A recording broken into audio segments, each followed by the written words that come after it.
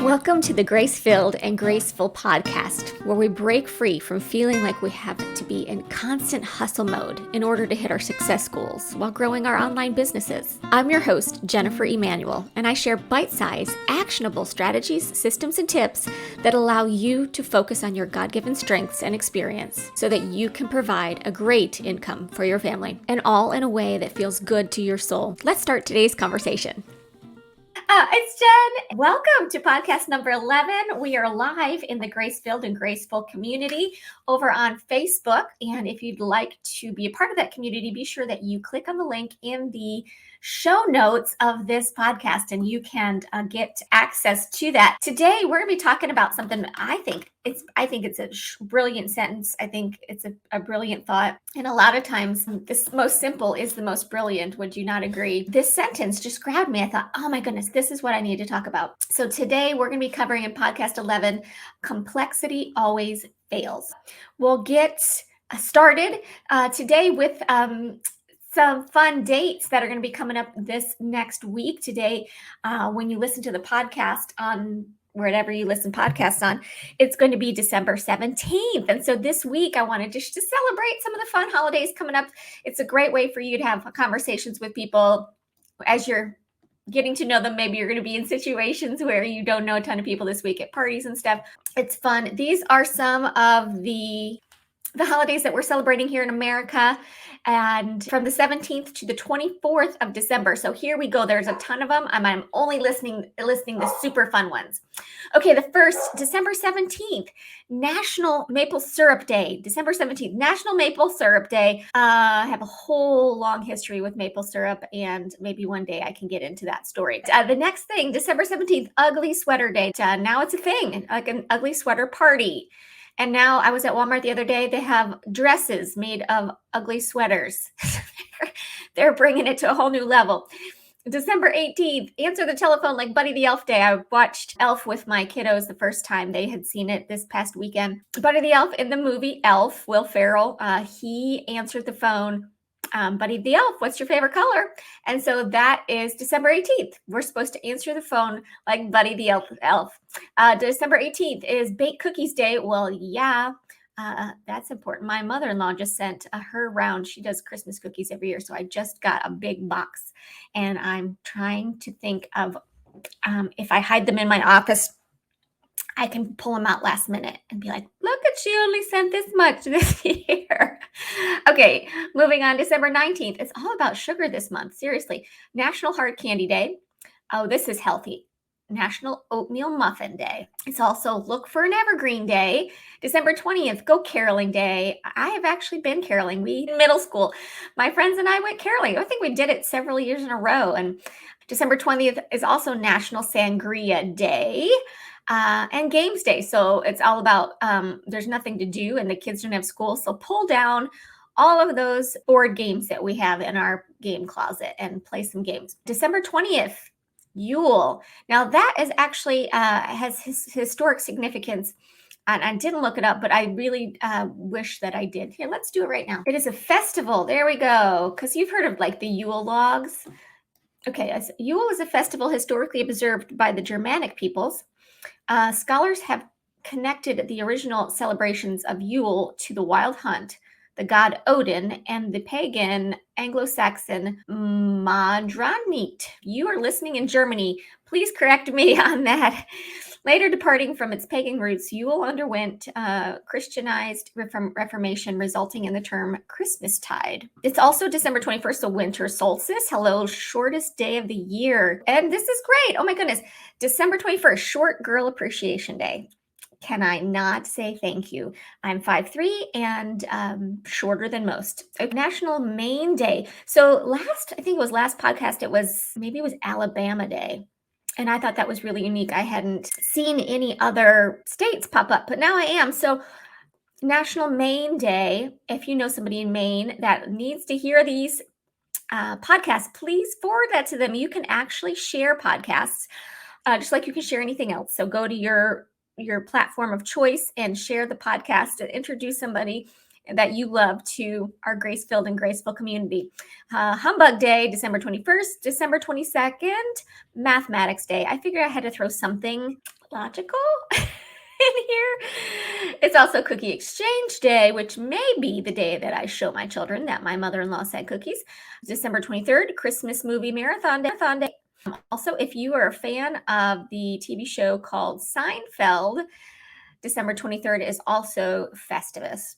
24th is Christmas Eve and Eggnog Day. So happy holidays for the week. And I hope that lends itself to some fun conversation with friends, families, coworkers, people that you're just meeting for the first time. Everything that you need to know from this podcast will be in the show notes. Anything that I talk about, any websites I mention, some other things. It's going to be the how to be social with me, all of those different platforms. There's also going to be a way that you can join the Grace-Filled and Graceful community. There's also going to be, and this usually happens a couple weeks after the fact, but I create a blog post specifically about whatever topic we're talking about on the podcast. It's not a transcript. It's more in-depth thought process of the whole idea, and I cover completely different material. I just do it in writing versus in speaking. And so if you want to go a little bit deeper, know a little bit more, have some more expanded thoughts on what we're covering that week, there will always be a link in the show notes. How to get there is housed over at a place called locals.com, and you can enjoy that. I also have a daily clarity post that I post there as well. It's like a mini blog as well in the Grace-Filled and Graceful community. Stay tuned until the very end of the podcast because I have some fun news about where people are tuning in from across the world. It's really exciting to me. I kind of get geeked out over it. But let's talk about the idea that complexity always fails. So here, Grace-Filled and Graceful podcast, we talk about the idea of hustle detox. And we can get into hustle mode. It's so easy. In fact, it's so easy because most of the world is in hustle mode. Most of the world is in lack mentality. Most of the world is operating from their emotional part of their brain versus their logical part of their brain.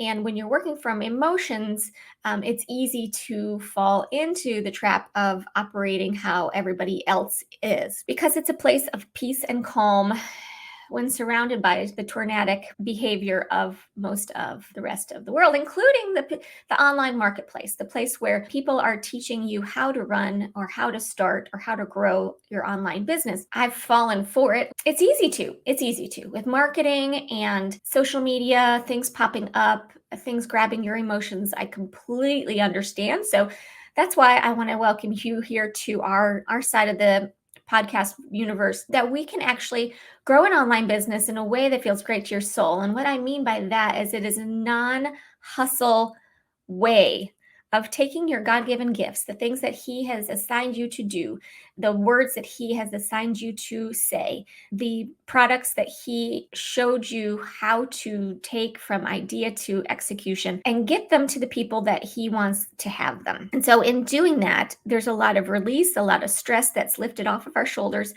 And I wanted to do this in a way that helps you to enjoy the journey because I spent 20 something years growing a business that was led by emotion. Over the pandemic, we were all able to stop and reassess, right? And this is why I've created this movement. Complexity comes when chaos. Let me just give you a parallel.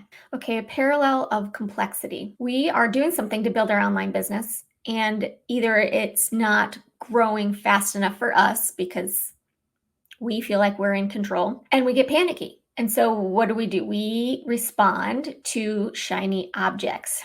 Now, shiny objects are, I think, nice to look at, but we shouldn't be responding to them at the rate that we do because you're perfectly happy and content working your business in a way that feels great to your soul. You're enjoying every step of the journey. And then you see that somebody did something that you want to do and they are getting great results. And it's something you've never done before, but it must be the grass is greener on the other side because they're getting results and you're not where you want to be. So there's a lot of envy there.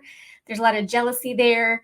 There's a lot of fear there that you're in the wrong place. You're at the wrong time. You're following the wrong path. You're doing it wrong. Instead of enjoying the journey and being on the path that you know that you're supposed to be on because you've spent time, you've spent quiet time, prayer time. It's the place where your soul feels the most alive and you feel the most like you. That fear creeps in that we're doing it wrong. So we add this and we add that and we do this. And next thing you know, you're piled in a list of to-dos that are doing everything but helping you enjoy the journey. So let me give you some examples. I use Instagram for business, and of course, it's a way to build business. If your perfect customer hangs out on Instagram, it's a great place for you to invest a little time. But just like social media is set up, there's probably some scientists that work there, right? Some psychologists, sociologists. Their goal is to help to have you spend so much time on the platform, because the more time you spend on the platform, the more advertisements you see. And the more advertisements you see, the more you may buy things, which helps that particular social media charge more for advertising. And that is how they make money, how the Facebooks and the Instagrams and make money. The more time your eyeballs are on their screen, the more they can charge for advertising space. And so they are doing everything that they can to get you to stay on that platform, visually connected to them throughout the day. So I'm using the example for Instagram. If your customers hang out there and you want to build some kind of a following there, you're going to want to know how to use it, right, to its maximum. There has to be a way to use this tool to bring me the results that I want. So what happens? You start doing searches for Instagram coaches. The next thing you know, you're being told 3 or 4 different ways to build your Instagram based on who's speaking. And then the next thing you know, you feel like I have to post 2 reels a day in order to get growth, because growth is what I need to sell my product. And then the next thing you know, you're putting all of your energy into creating reels. And you may enjoy it, you may not enjoy it, but it's another thing on your to-do list. And if your energy is being spent on that, it's not being spent on something else. And then the next thing you know, you don't post anything because you're burned out on the idea of keeping up with 2 reels a day and 10 stories a day, and then networking, and then following up in the DMs. And now, why do I speak with this? Because that happened to me. And there's nothing wrong with Instagram. There isn't.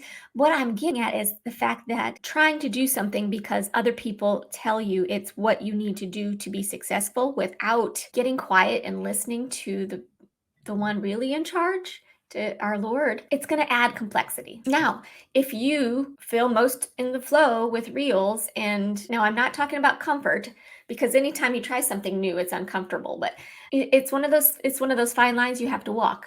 And the way you can tell is how your soul feels when you are done doing that particular to do. Another thing is emails. So I've heard, oh my goodness, the most important thing that you can do in business is build an email list, because what if social media goes down? Or what if your social media thing gets canceled? Or what if, there's what ifs, and we want to make sure that we're making smart decisions when it comes to building our business, but we don't want to fall victim to the fear of losing something as a reason to spend a lot of time on something that maybe you weren't called to. Now, if you love it, if this whole thing just gives you joy and light, and you wake up to focus on it, and you are so pumped and you're getting results, and then do it.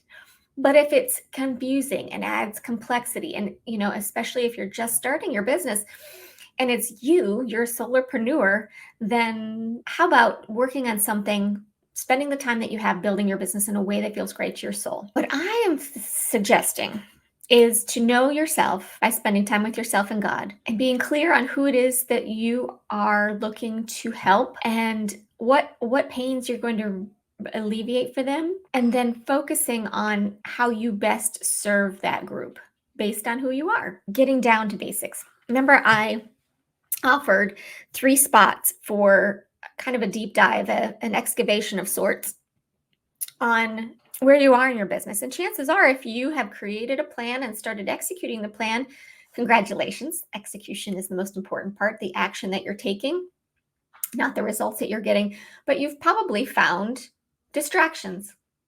And so this program that I offer, it's a short program that we can do on the computer, like a virtual appointment, where we just get down to the least common denominator, the very bottom, the very most simple part, and clear away all of that brush that has been causing you to be distracted, the complexity, because complexity always fails. Is okay, here's a new idea.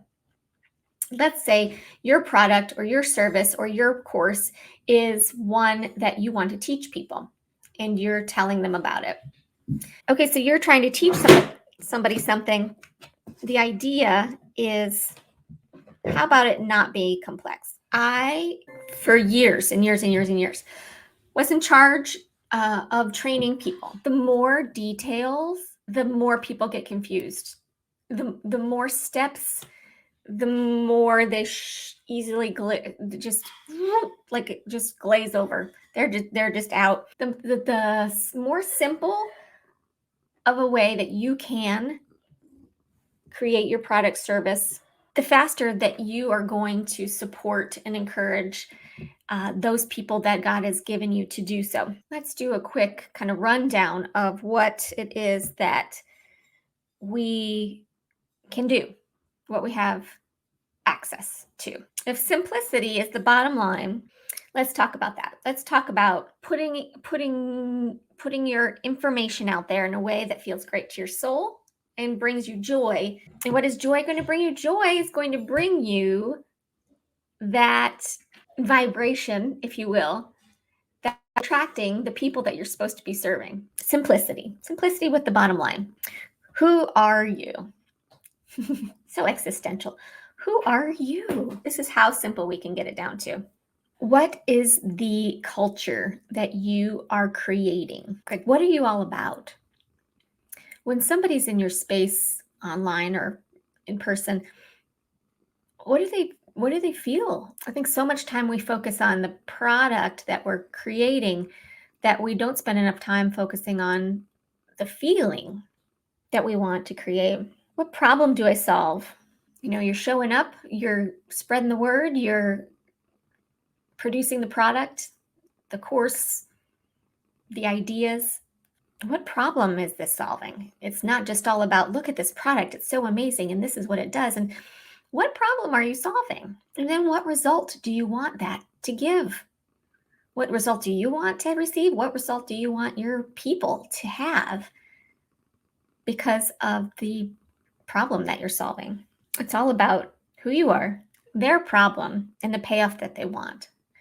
And in focusing on those things, you're going to keep it simple, drama-free, direct, open-handed, and all of the things that we're about here at Gracefilled and Graceful. My goal is to eliminate the feeling of burnout, frazzledness, stress, the idea of hustle, and come to you, those people that are listening, the listeners, with grace and open hands and simple ideas, and give you the truth and love, and let you decide what is going to be best for you, instead of saying, this is the best and only way to do it. This is my program and this is the blah, blah, blah. So what I am calling growth strategies that are taught to us, and I believe by well-meaning people, that are created using fear and lack. And they might not even know that they're doing that, because so many people are. I want to create something to support you that's from a place of love and a place of knowledge.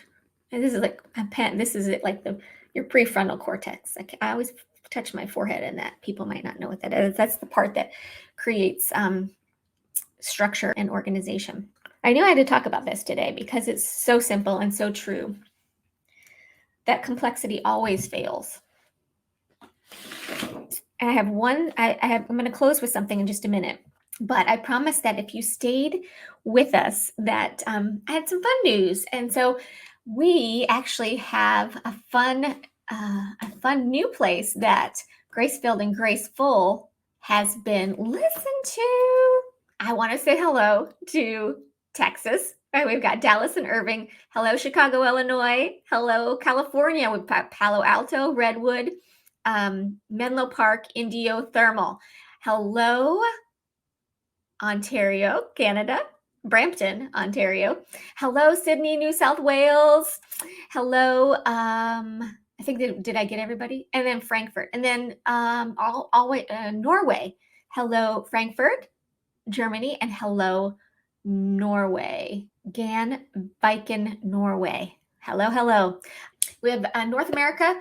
Share it to South America. Share it to Europe, Africa, Asia. And since it's this week, it's National Maine Day. Share it to somebody in Maine. There has to be somebody out there that knows somebody in Maine. Share it over to Maine and tell them we said hello and welcome to the group. So this is what I want to finish with. And I think I know where I got it. I think I went to an event where there was a speaker and I had to leave early because of some reason. And so the next day I saw the lady that was at my table and I said, "Can I get your notes?" I took a picture of it because this is not my handwriting. I have this, it's a piece of paper and it talks about God's voice versus Satan's voice and what they sound like. Okay. And so I have this posted in the car behind my seat. My daughter sits behind me when I'm driving. At least once a day, she has to look at this and she's going to see some of it. I mean, she's 11. She's probably not going to read it all, but she's going to see it. It's also posted in her room and her bathroom. It's also posted in the kitchen for everybody because it's not just for 11-year-old girls. It's for everybody. So as I was thinking today about complexity always fails and the place from where complexity comes from, I think that you'll find out when I read this to you. And I'll put a link to this in the show notes. God's voice stills you. Satan's voice rushes you. God's voice leads you. Satan's voice pushes you. God's voice reassures you. Satan's voice frightens you. God's voice enlightens you. Satan's voice confuses you. God's voice encourages you. Satan's voice discourages you. God's voice comforts you. Satan's voice worries you. God's voice calms you. Satan's voice obsesses you. God's voice convicts you. Satan's voice condemns you. And then it says, God is never early and he's never late. He's always right on time and his plans for you are good. God is a God of love and of order. And if the voice that you're hearing, the ways that you're being taught, doesn't sound like those things, then they are not from him. Putting that out there. I don't know about you, but this is the way I want to build my business. Still, led, reassured, enlightened, encouraged, comforted, calm, and convicted. You might not get it from me, but please, if you're learning to run an online business, choose somebody that provides that type of a voice. Okay? I am so thankful for you all across this world, and I can't wait to see who you share this podcast with.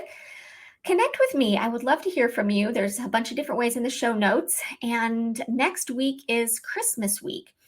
And so the goal is to have the live, for those of you on Gracefilled and Graceful, I probably won't be doing it Thursday. I'll do it before Thursday so that I can edit it and get the podcast up on Friday, like I always have. So I think that'll be Christmas Eve when that podcast comes up. I look forward to it. I look forward to a great week. I look forward to hearing from you. I look forward to seeing who else joins us in this movement. And for now, I'll see you then. Bye, everyone.